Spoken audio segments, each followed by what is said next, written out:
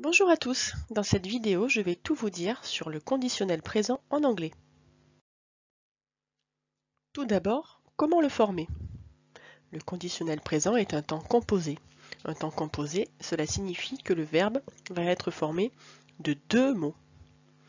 Alors le conditionnel présent se forme avec would, suivi toujours du verbe à la base verbale, c'est-à-dire sans aucune terminaison. Quelques exemples.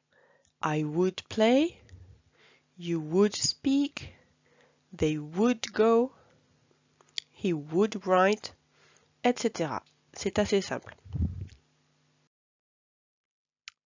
Intéressons-nous maintenant aux questions et aux négations.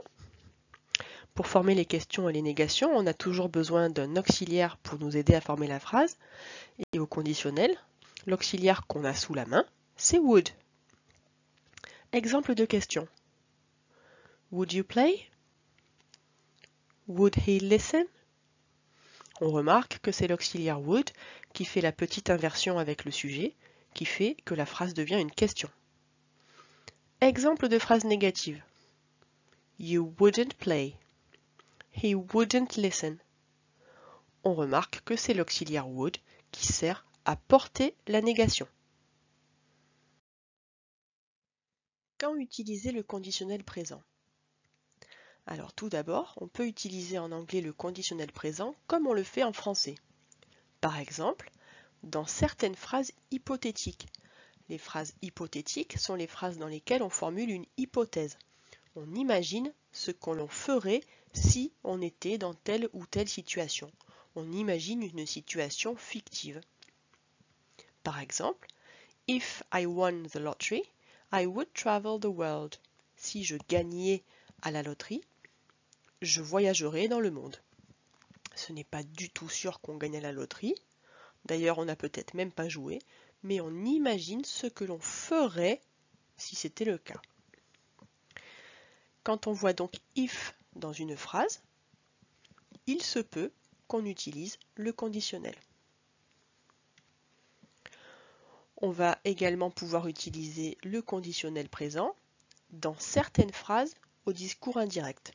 On rapporte des paroles qui ont été énoncées dans le passé. Par exemple, He said he would travel the world. Il a dit qu'il voyagerait dans le monde. Donc on n'utilise pas le conditionnel présent dans toutes les phrases au discours indirect, mais ça peut arriver. Quand on a des phrases qui commencent par he said ou n'importe quel verbe introducteur qui introduisent un discours, il se peut parfois qu'on ait le conditionnel présent à la suite.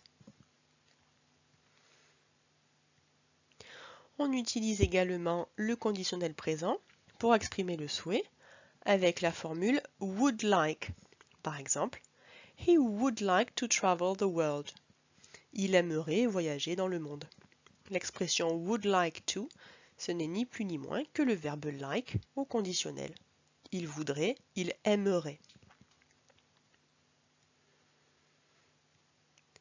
On utilise également would, le conditionnel présent en anglais, pour évoquer une habitude dans le passé. On raconte quelque chose qui se déroulait avant, c'était habituel, mais maintenant ce n'est plus le cas. Par exemple, When I was a kid, I would read books all the time. Quand j'étais enfant, je lisais des livres tout le temps. Je te propose maintenant de t'entraîner. Voici la formule du conditionnel et 4 phrases à conjuguer correctement au conditionnel. C'est très simple. Phrase 1. On va tout simplement appliquer la formule would suivie du verbe à sa forme de base. I would speak Italian. Phrase 2. He would play baseball. Phrase 3 qui est une question. Would you dance? Il s'agit simplement de commencer la phrase par l'auxiliaire would pour que ça devienne une question. Phrase 4 qui est négative. We wouldn't have dinner. On a tout simplement accroché la négation sur l'auxiliaire would. Voilà, c'est terminé. Je te laisse avec le résumé de la leçon. J'espère que tu as tout compris et je te dis à bientôt.